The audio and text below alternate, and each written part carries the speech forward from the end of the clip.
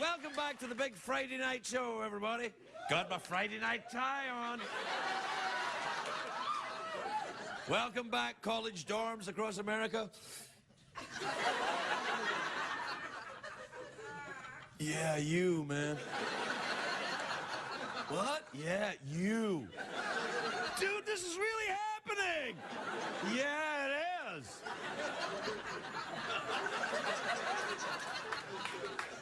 My first guest tonight is a very beautiful and talented actress. She's a huge movie star. She's starring in the new film Untraceable, which is in theaters now. Take a look at this. Holy crackers. You can't stop it there. What happens? Please welcome Diane Lane, everybody.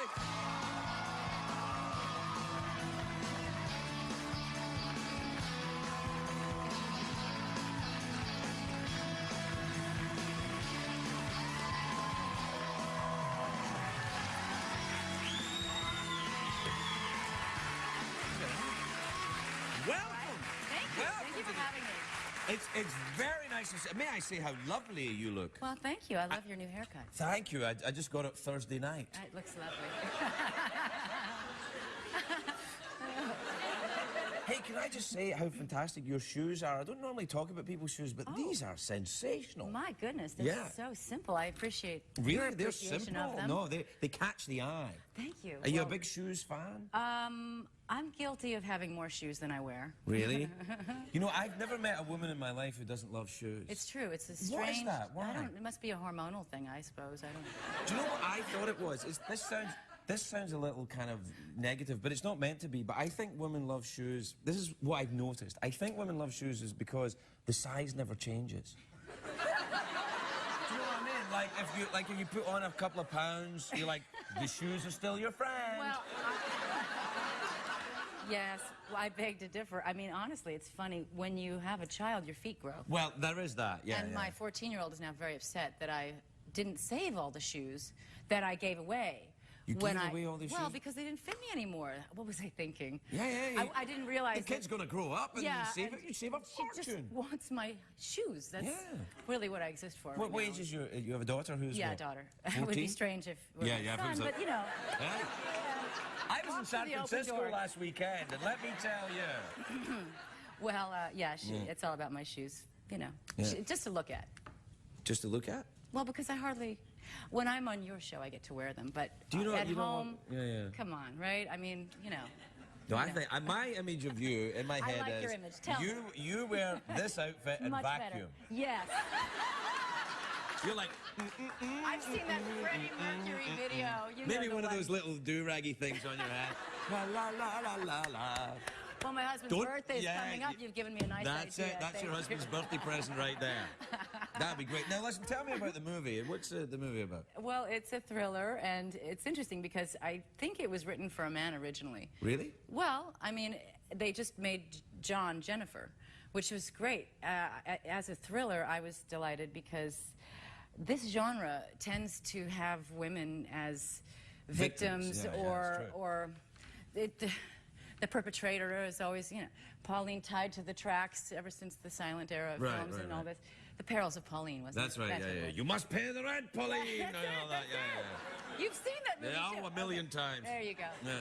So, there was no sexism, there was no misogyny. It was just, you know, a crime, drama, thriller, and I thought it was very smart. What's the story, then? You're being followed by a guy with a tiny camera? From the clip, that's the sequel. How did you know? Yeah. No, it's I'm the Cyber Crimes Division FBI agent, and I actually got to spend some time with the Cyber Crimes Division. There's FBI a real division officers. of cyber crimes? Yes, they have a full-time job. It's endless. I had no idea how much crime is happening in identity theft little and all wires. That? Well, yeah. I mean, all kinds of stuff, and really protecting children. And, right, of course, nobody is who they say they are on the internet, of course. Yeah, that's the starting point, and then from there, anything is possible. So, and if somebody wanted to do half of the things that go on, you know, it's possible, and that's what's so frightening. And is it you're being followed around by an untraceable cyber criminal? No, I'm trying to stop live action badness, and it's being propagated, and the more that would put this show out of business. You do know that, don't you? The more people that tune in, the guy's keeping track, and it's sort of an indictment against what people choose to watch online, and it's very clever. I mean, do you as a censor criminal, your own? You have a teenage daughter. We talked about it. Do you censor her access to the internet? Or can you? I mean, is it even possible?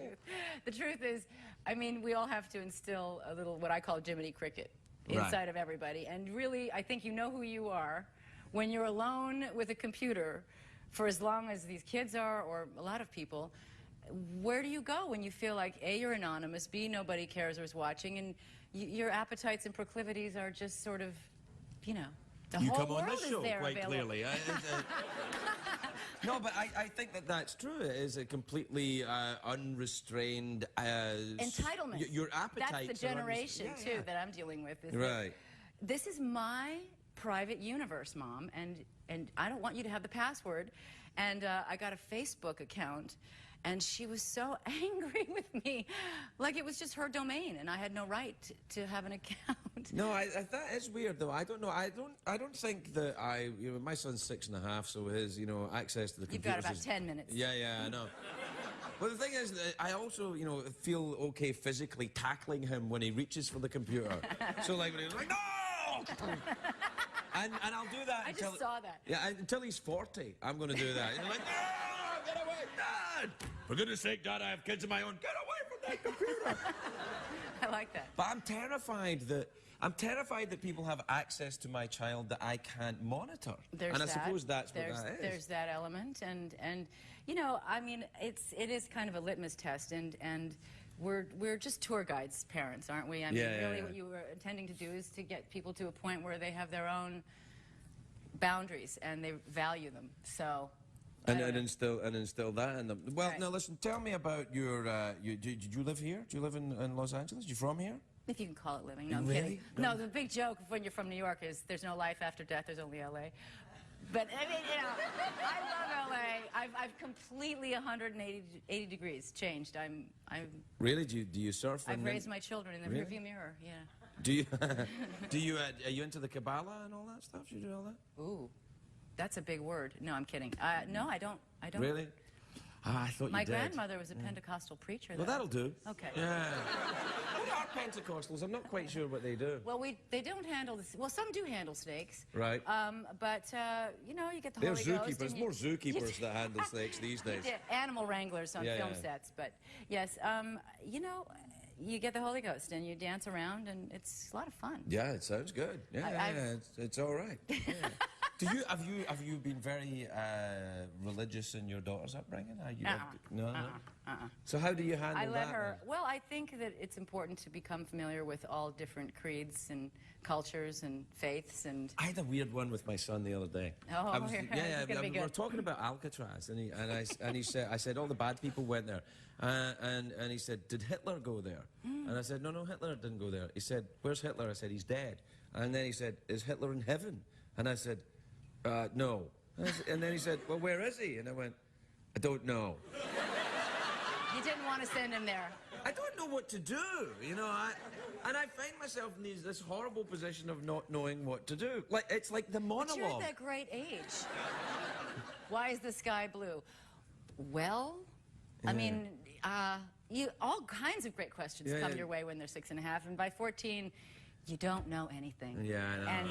And it's just better that way, really. Yeah, you're right. I'll look forward to it. I'm sort of tolerated. It's all good. Hey, anyway, well, listen, thanks for coming on. I appreciate it so much. I'm such a fan of your show. Well, I'm such a fan of you. And my husband, Josh Brolin, wants to send you his best. He had a Josh great time on the show. was lovely when he was here, and I think he'll thank me when you dress up in that little outfit. He will. So we thank you in advance. So congratulations to you, Josh. Congratulations, Diane. We'll be right back, everybody.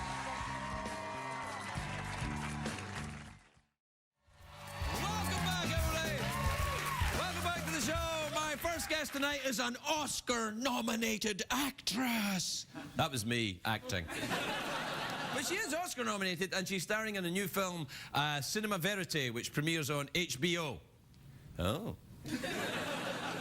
Well, that's not TV, is it? It premieres April 23rd. April 23rd on HBO. Please welcome the beautiful Diane Lane, everybody. Diane Lane.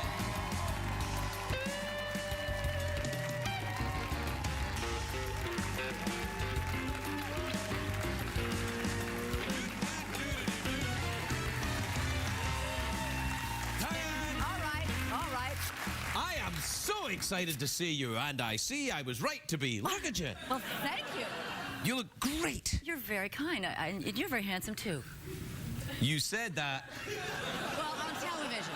Yeah, no, you said it with your mouth, but your eyes were looking a little kind of... Askance? Yeah, you were, well, you know, across here, perhaps? Oh. What is that? That's a snake cup. It's something that us gentlemen with the smaller penis use to overcompensate. We were just talking about my weenus backstage. Your weenus? Well, that's going to make the news. What's a weenus? I was told that it's this. Oh. When you straighten your arm, you don't want to do that. What Because then you see your weenus. It's late night, you know. Do I have a weenus? Let me help you with that. No, baby, I do not. Yeah. Oh, we touched our weenuses. Nice. Do you have any tattoos, by the way? Did you see that? Oh, my. Oh, yeah. That doesn't bode well for your weenus. No, yeah, it does. It's all in pieces. Yeah, but the pieces keep going and keep going. No, they don't. Early days yet. I just sat down. No. Worried where we're headed. If I had a nickel for every time I'd heard a woman say that. You don't have any tattoos, though, do you? No, no. Oh, really? You surprised me. Really? No, not at all, actually. Not at all. Okay. You're an Oscar-nominated actress. Ah, yes. What did you get the nomination for? Unfaithful. Unfaithful? Oh, yeah. No, that was good, that. Thank you. Yeah, no, you were good in that. Do you know what else I liked you in? Secretariat. I've been warned. Okay, where are we going? I think there might be someone at the door, Diane. Oh, I saw it at the door!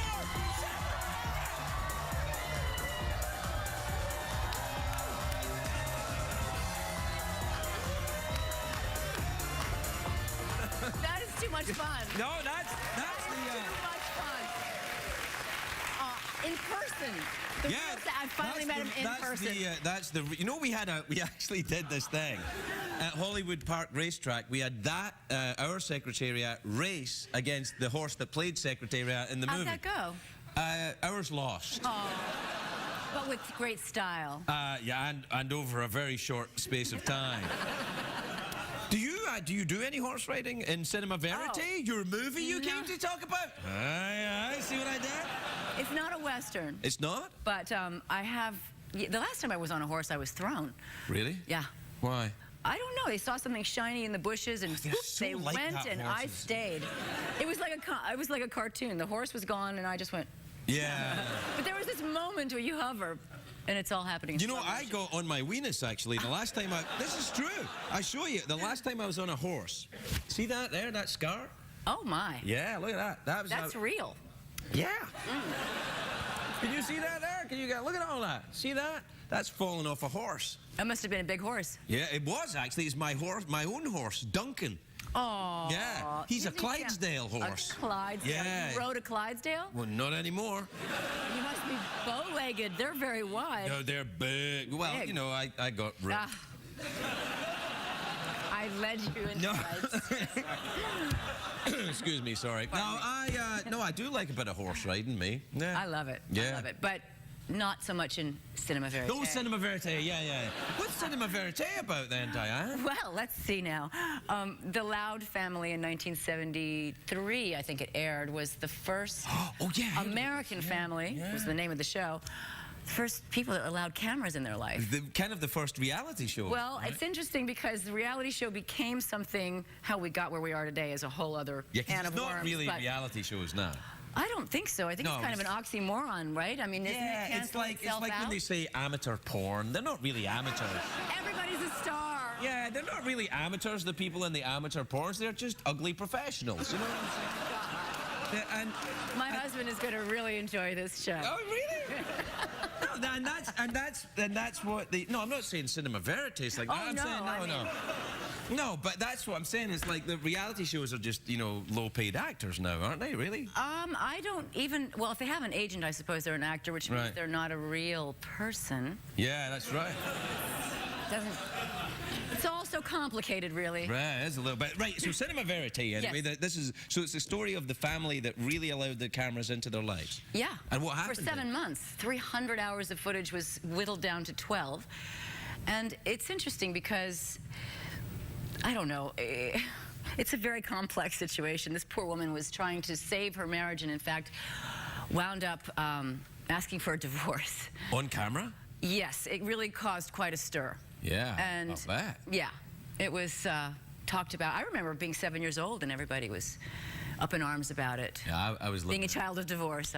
Yeah, well, I felt like I was in the majority in Manhattan, but well, there's a law of it now. I mean, I guess in 1973. Yeah, no, I don't know. I don't know. I was nine. single digit. Yeah, I was nine. I got my good. first tattoo. I think it's fascinating though that because there used to be a kind of line drawn between real life and what was on television, and now there isn't really, is there?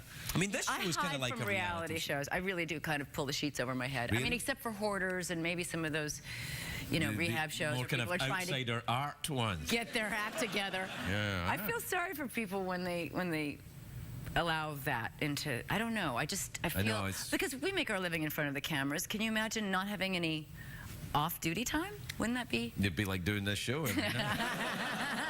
I tend not to. That's not enough of a perk. No, if I had a nickel for every time I'd heard a woman say that. I think that, no, it's quite interesting because I do this every night and I don't really, there's no real line for me anymore. I mean, not really. Okay. Yeah. I'm just waiting for what. No. It's like you let down the moat and I'm going to cross over. No. I mean, the bridge over the moat. No, it's fine. But you must answer my questions too. Yes. As long as I do it with that Scottish accent. Yeah, well, question the first. Mouth Roll the organ R's. or awkward pause? Awkward pause. Oh, really? Oh, I'd like it. This is an Oscar-nominated awkward pause. Bring your A-game, Craig. Bring your A-game.